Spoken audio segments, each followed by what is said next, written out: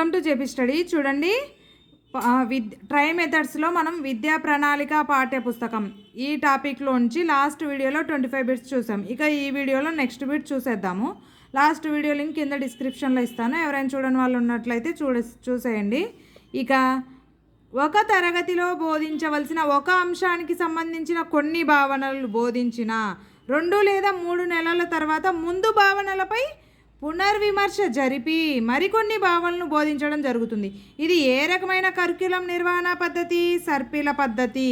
ఏమంటా సర్పిల పద్ధతి అంటే ఒక తరగతిలో బోధించవలసిన అంశానికి సంబంధించిన కొన్ని భావనలు బోధించి తర్వాత 2 లేదా 3 నెలల తర్వాత అప్పుడు ఏదైతే బోధించామో అదే భావనలపై పునర్విమర్శ జరిపి మరికొన్ని భావనలు బోధించడం జరుగుతుంది. ఇలా జరిగే పద్ధతి ఏ కరిక్యులం నిర్వహణ పద్ధతి? సర్పిల పద్ధతి. రోడ్డు భద్రతా విద్య అనే పాఠ్యాంశం 3, 4, 5 తరగతిలో పునరావృతమైనట్లయితే ఆ విధానం ఏది? ఏకకేంద్ర విధానము. 6వ తరగతిలో ఆశాఖండం గురించి పూర్తి సమాచారం పొందుపరిచిన తరువాత ఆ పాఠం మళ్ళీ ఏ తరగతిలోనూ పునరావృతం కానట్లయితే ఆ విధానం ఏది? శీర్షిక విధానము. సంఖ్యామానం అనే పాఠ్యాంశం 2వ తరగతిలోనే ప్రతి 3 లేదా 4 నెలలకు ఒకసారి పునరావృతం అయినట్లయితే అది ఏ విధానము? సర్పిల విధానము. ఒక సబ్జెక్టును సంబంధించిన విషయాలన్నీ కొన్ని విస్తృతమైన భాగాలుగా విభజించడం జరుగుతుంది. ఇలా ఒక్కొక్క భాగాన్ని ఏమంటారు? ఒక యూనిట్ అంటారు. ఏమంటారు? ఒక యూనిట్ అంటారు. 2 ఘటనల పరస్పర సంబంధాలను అధ్యయనం చేసినప్పుడే విద్యార్థుల్లో చక్కని అవగాహన ఏర్పడుతుంది అని పేర్కొన్నవారెవరు? బైనింగ్ అండ్ బైనింగ్. అభ్యాసకుడు సమీక్షకు పూర్వపరిచయం కింద ఊహించే విషయ సమాచార సమూహమే ఒక యూనిట్ అని పేర్కొన్నవారెవరు?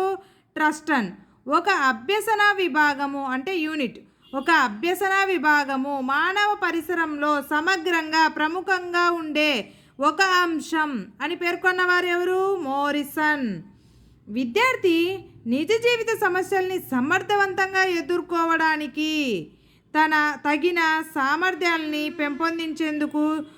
పెంపొందించడమే ఏ యూనిట్ యొక్క లక్షణము? నిర్మాణాత్మక యూనిట్ యొక్క లక్షణము. ఏంటిది? విద్యార్థి నిజ జీవితంలో ఉన్న సమస్యల్ని సమర్థవంతంగా ఎదుర్కోవడానికి కావలసిన సామర్థ్యాల్ని పెంపొందించడమే నిర్మాణాత్మక యూనిట్ యొక్క లక్ష్యము.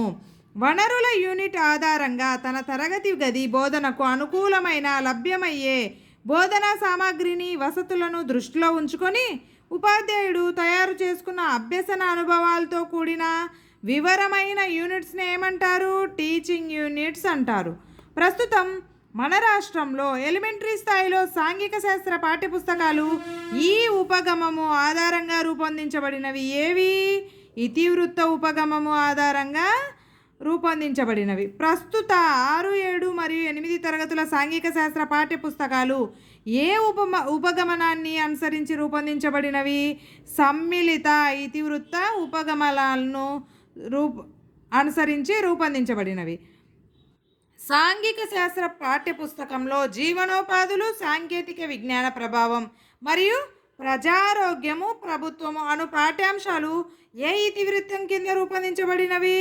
ఉత్పత్తి, వినిమయం మరియు జీవన విధానాల కింద రూపొందించబడినవి. ఏ విద్యా ప్రణాళిక నిర్మాణ సూత్రం ఎక్కువగా వ్యక్తిగత ప్రయోగశాల అనుభవాలకు మరియు క్షేత్ర అనుభవాలపై దృష్టి పెడుతుంది? కృత్య కేంద్రీకృత సూత్రము. ఇక క్రమబద్ధమైన శిక్షణ ఉపగమనం మొదటగా ఎవరు ఉపయోగించారు? పియాజే 1970. పాఠ్య ప్రణాళిక వ్యక్తిగత ప్రయోగశాల అనుభవాలకు ఇతర క్షేత్ర అనుభవాలకు ప్రాధాన్యత ఇవ్వాలని తెలియజేసే సూత్రం ఏంది? కృత్య కేంద్రీకృత సూత్రము. ఏంటంటే పాఠ్య ప్రణాళిక వ్యక్తిగత ప్రయోగశాల అనుభవాలకు ఇతర క్షేత్ర అనుభవాలకు ప్రాధాన్యత ఇవ్వాలని తెలియజేసే సూత్రం ఏంది? క్షేత్ర కేంద్రీకృత సూత్రము. 30 నుంచి 40 మంది విద్యార్థులకు 45 నిమిషాలు బోధిస్తే దాన్ని ఏమంటారు? సనాతన బోధన అంటారు. తరగతి పరిమాణాన్ని, తరగతి కాలాన్ని తగ్గించిన బోధనా వ్యూహాన్ని ఏమంటారు? సూక్ష్మ బోధన, మైక్రో టీచింగ్ అంటారు. మైక్రో టీచింగ్ను రూపొందించిన దేశం ఏది? అమెరికా 1963లో. మైక్రో టీచింగ్ను రూపొందించింది ఎవరు? Ellen Robert bush. మైక్రో టీచింగ్పై మన దేశంలో కృషి చేసిన సంస్థ ఏది? సిఏఎస్ఈ. సిఏఎస్ఈ యొక్క ఫుల్ ఫామ్ ఏంది? Centre for advanced studies in education. Micro teaching అనేది భారతదేశంలోకి ప్రవేశించిన సంవత్సరం ఏది? 1969. విద్యార్థులు నేర్చుకోవలసిన ప్రతిపాదిక అభ్యసనానుభవాల్ని ఏమంటారు? మూల విద్యా ప్రణాళిక అంటారు. దేశమంతా ఒకే మౌలిక పాఠ్య ప్రణాళిక ఉండాలని సూచించింది ఎవరు? ఎన్పిఈ 1986. విద్యార్థుల భావి అవసరాలకు సహాయపడతాయనే నమ్మకంతో తప్పనిసరిగా నిర్ణయించిన పాఠాంశాలనే మూల విద్యా ప్రణాళిక అంటారు అని చెప్పింది ఎవరు? E B Wesley.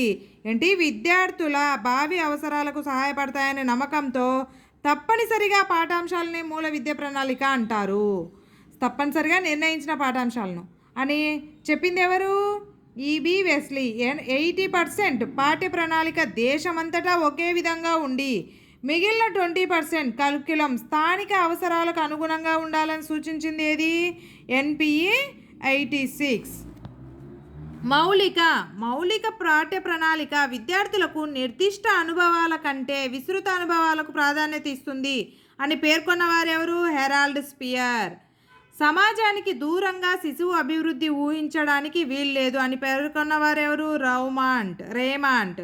సాంఘిక చైతన్య స్రవంతిలోనే శిశువు యొక్క అభివృద్ధి సాధ్యం అని పేర్కొన్న వారెవరు? John Dewey. మిగతా బిట్స్ నెక్స్ట్ వీడియోలో చూసేద్దాం. Thank you for watching. Please like, share and subscribe.